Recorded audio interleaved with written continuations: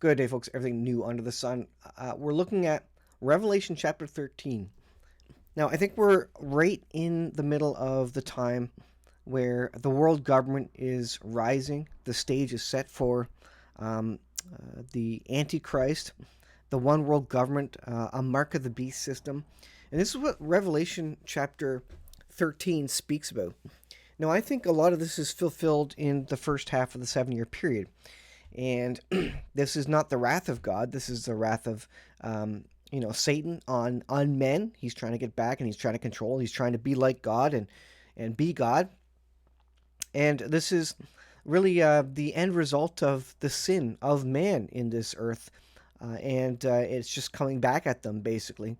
And I think we're going to be alive for this up until the wrath of God falls. And we won't be here. We're going to be raptured out before the wrath of God. And the conversation is always, when does the wrath of God start? And I don't think it's here in terms of this Revelation 13 chapter and this section that it's speaking about. But all the topics today that we're going to talk about show you that the world is moving toward a world government and total control.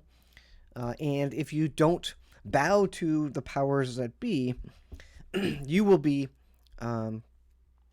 ostracized. You will not be able to participate in the economic system.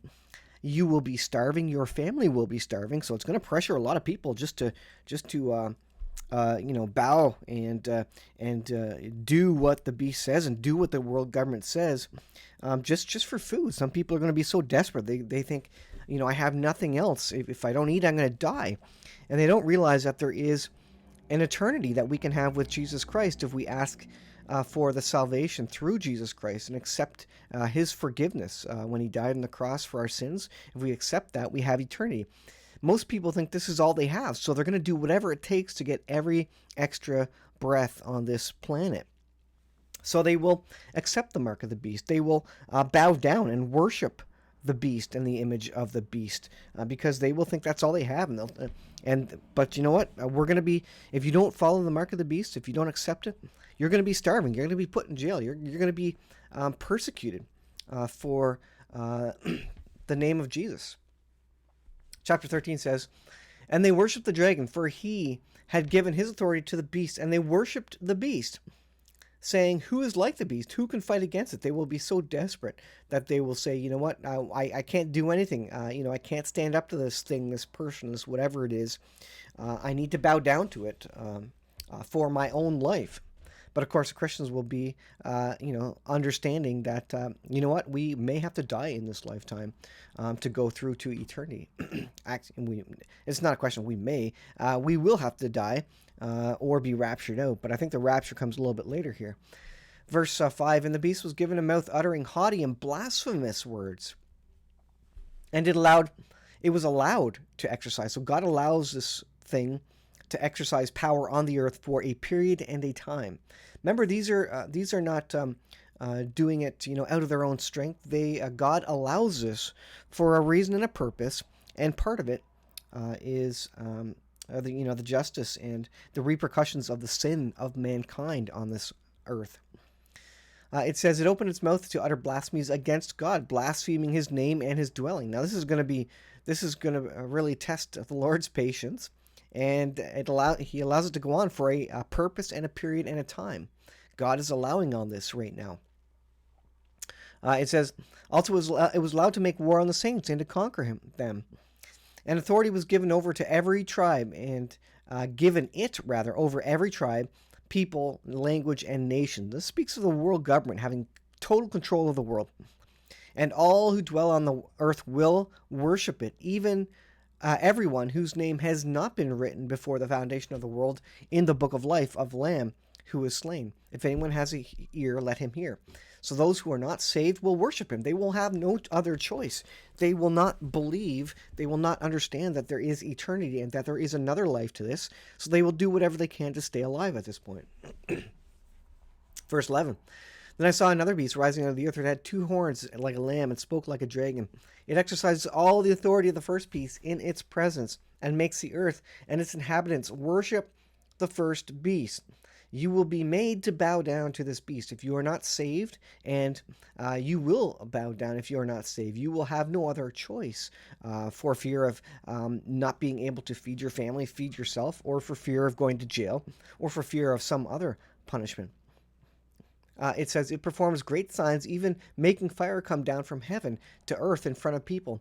And by the signs that is allowed to work in the presence of the beast, it deceives those that dwell on the earth. How easy is it to deceive people, with these Apple glass and these goggles that Apple has brought out that looks like you're seeing the real world, but it's augmented reality. That's probably not going to be the way the Antichrist does it. There's probably be a more significant supernatural sort of way that he's going to deceive the nations and man. But you talk about technology, and that could certainly be a part of it. So it says, and by the signs that it is allowed to work in the presence of the beast, it deceives those who dwell on the earth, telling them to make an image for the beast, that it was wounded by the sword and yet lived. And it causes all, both great and small, both rich and poor, both free and slave, to be marked in the right hand or the forehead, so that no one can buy or sell save he that has the mark. You will not be able to participate in the economy. You will not be able to buy eggs, milk. You will not be able to trade with your neighbors, because if your neighbors have the mark of the beast, and they have to work through that digital currency system. If they are caught bartering or trading with you, they will not be able to participate in the economy. There will be fines. There will be social credit scores that will dictate that maybe they can't travel for a month if they help anybody who does not have the mark. Kind of sounds like the thing that we just went through for the last 3 years, right? If you didn't have the particular jab, you weren't allowed to do this and that. But if you did have the jab, well, you had a special certificate, so you could participate. You could go to theaters. You could go to hockey games. You could go to sports complexes and dances and other things like that. If you had the jab, if you had the certificate that you were up to date on all your jabs, you were allowed to do those things. But if you didn't, you were left out. You were not able to participate in recreational things like that. And that's just the beginning, folks. You ain't seen nothing yet. When they really come down with this, you won't be able to do anything, not just recreational things. You won't be able to buy insurance because the insurance companies won't accept it by decree of the government, because you are not in the economic system. You won't even have a bank account because you're not participating and accepting the mark of the beast, which everybody needs to prove their identity, in the name of public health and safety, identity theft and fraud. You need this to get a bank account. And if you don't, they're not going to let you use cash, for sure not. You're going to be left out like a homeless person under a bridge, and likely they will come up and round you up and put you in jail or do other things. So it says, and no one can buy or sell unless he has the mark. That is the name or the number of its name. This calls for wisdom. Let one who has understanding calculate the number of the beast, for it is the number of a man. Of a man, it says, a single man, a single person has this particular number, and we don't know who he is. Maybe he's on the earth right now. I suspect he is already, but not possessed by Satan at this point. And his particular number is 666. Now, that 666 could be, the ID number of the mark of the beast system. Maybe they've been testing it up to that point. The numbers 1 through 665 maybe were used in trials and test using various groups of people to confirm that it's healthy and safe for people to accept a mark in their right hand or forehead. And then come that 666th number.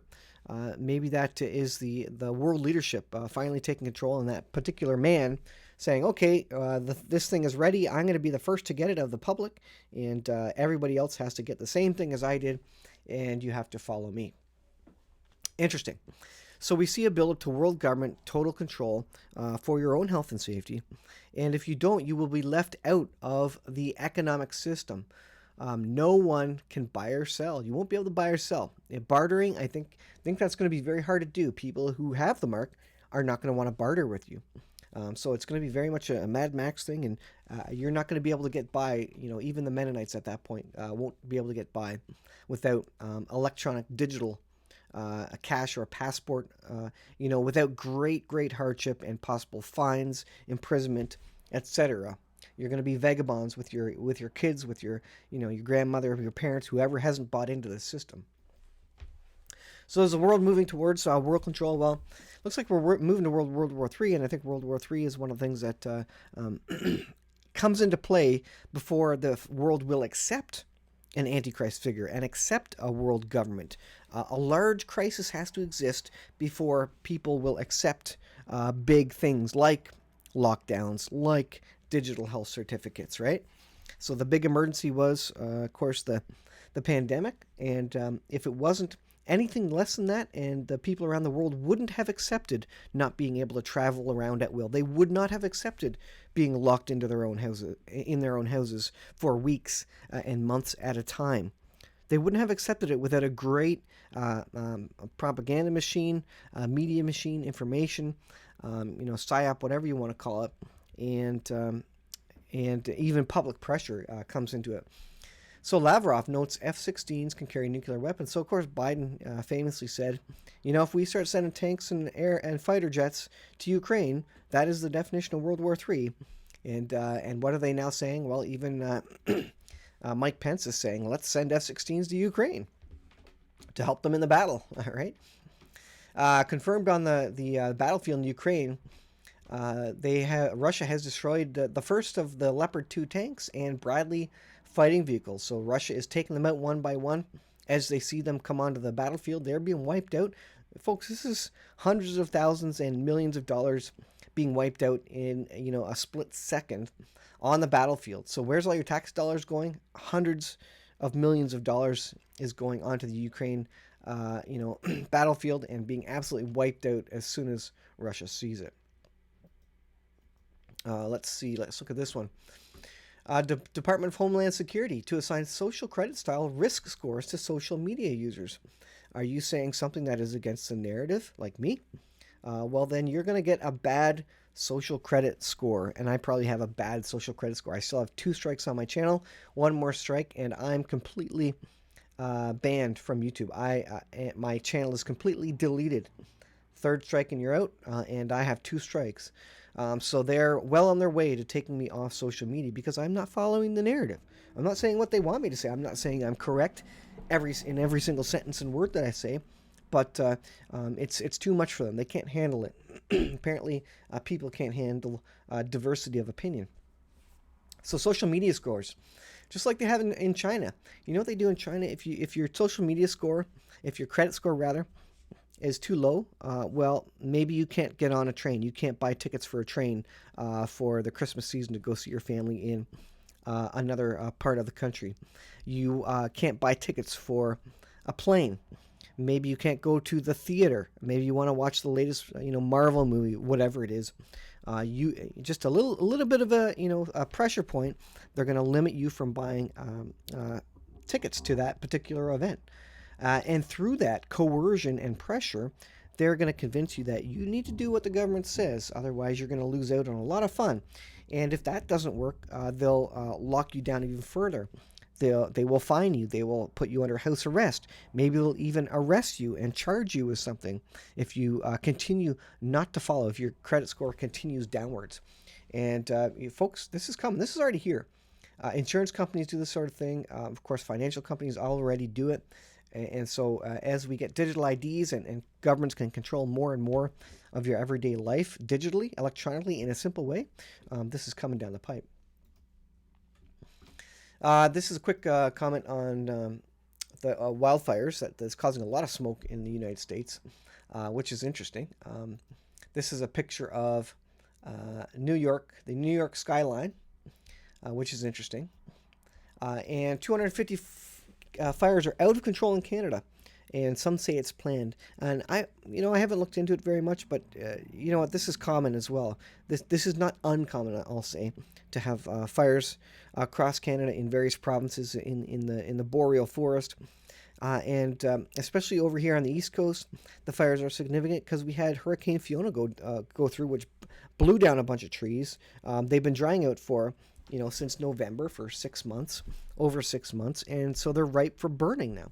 So it makes sense that there will be significant fire risk right now, and that's what we're seeing. So I don't know, I don't see any evidence so far that these are planned or whatever, but there you go. So here's another thing, based, for your own health and safety. In Germany, the Nutrition Society is recommending a 90% reduction in meat eating. They're suggesting that you eat about one sausage per month for each person. Survival Lily commented on this article, and this is right now. This is just a suggestion, but you know how suggestions work. You know how they worked in the pandemic. It's just a suggestion that you social distance, and then it became law, right? Oh, it's just a suggestion that you wear a mask, and then it became law, right? You couldn't go into the store without it, right? It's just a suggestion that you self-isolate, and then it became law, didn't it? Yeah, everything they suggested became law as they got people used to the idea, and then a couple weeks later they made a law out of it once people were kind of used to the idea and over their anger about it, and then they made it law. And no one stood up, no one said anything about it, and if you did, people made absolute fun of you. So, yeah, this is the New York skyline due to all the smoke, and this is interesting. And it made me think of Red Dawn, the movie. So, the movie of Red Dawn, and maybe this is foreshadowing, if you will, shadowing by the smoke from the wildfires, foreshadowing of what is to come. And some people think this is very possible. The idea of Red Dawn. So, the Red Dawn is a fictional movie about World War III. The film depicts a fictional World War III centering on a land invasion on the continental United States. By who? Well, by Soviet Warsaw Pact and Latin American states. The story follows a group of teenage guerrillas known as Wolverines in Soviet-occupied Colorado. Soviet-occupied Colorado. So Red Dawn, and that image makes me think of it. What would it look like if they started bombing and attempted a land invasion? That could very well be exactly what it would look like, in World War III, especially with conventional weapons, and maybe even with nuclear weapons if they were used. Interesting, isn't it? Red Dawn. Have you watched that movie? What do you think of it? I'd be interested to know. Now, this is a story, and I'll end with this. On the brink, unpacking Israel's unilateral strike threat against Iran. So, of course, the United States is, all but out of the picture for a strike there. Iran now has hypersonic missiles, apparently, which you could load up easily with dirty bombs, dirty nuclear weapons, if not, full realized nuclear weapons. And so Israel's got a strike, and the time is very short now. So we don't know when they're going to do it, but they're running at a time very, very quickly. It says Netanyahu repeated his threats against Iran Sunday during a cabinet meeting held as part of a national war drill. The reality in our region is changing rapidly. We are not stagnating. We are adapting our doctrine, our combat doctrine, and our possibilities for action in keeping with these changes, Netanyahu said in a meeting. We are committed to acting against the Iranian nuclear program, against missile attacks, and against what we call a multi-front campaign. So you think about the Psalm 83 war, where they're going and taking out a circle of, an inner circle of combatants or nations or groups of people that are fighting them. And then after they take out the inner circle, the closest people that are the biggest threat to them immediately, then they go after an outer circle, an outer ring. So that could all be part of, Isaiah 17, Ezekiel 38, in terms of the progression of the war that happens in the Middle East. What is it triggered off of? Probably at some point, Israel says, now's the time, and then they start kind of implementing that destruction of Damascus, Isaiah 17, where they take out really the hub of delivery of weapons and Iranian soldiers in Syria. And then they go further and do a preemptive strike on Iran itself. It says the statement came hours after Israeli Prime Minister accused the International Atomic Energy Agency of capitulation to Iran. Last week, the IAEA closed a case investigating heavily enriched uranium particles that had been discovered in Iran. The agency reported that it had received a satisfactory answer explaining the presence of the particles, which had been enriched to 83%, worryingly close to the 90% needed to produce a nuclear weapon. So Israel has plans in the books. Their plans are probably not that far off in terms of a strike, although the Israeli Special Forces, the Mossad, is likely doing operations inside Iran as we speak, or maybe covertly, or maybe cyber attacks, which is delaying this. And that's how Israel has addressed it before. They've delayed it by doing pointed strikes, covert attacks, sabotage, or significant cyber attack. Think of Stuxnet. So they're working on that, and if they don't do a preemptive strike, it's because they've been successful in some other covert actions.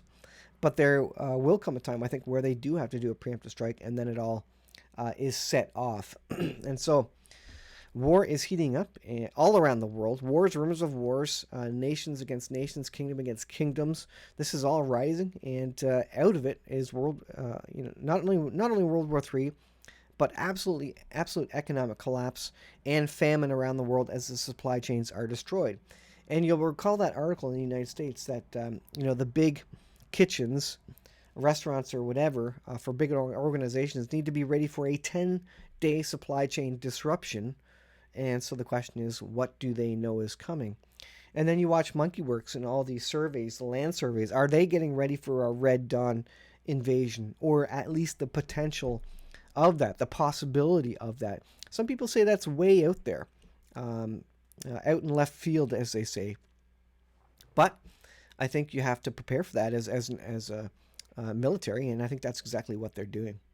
So I will leave there, guys. Incredible things happening. Just so many things. We are moving quickly in terms of world government. The World Health Organization is trying to put together a digital, vaccination and health certificate.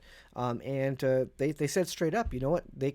They'll be able to limit travel based on that once that's deployed, if it's accepted by various nations. And I think we are quickly going there.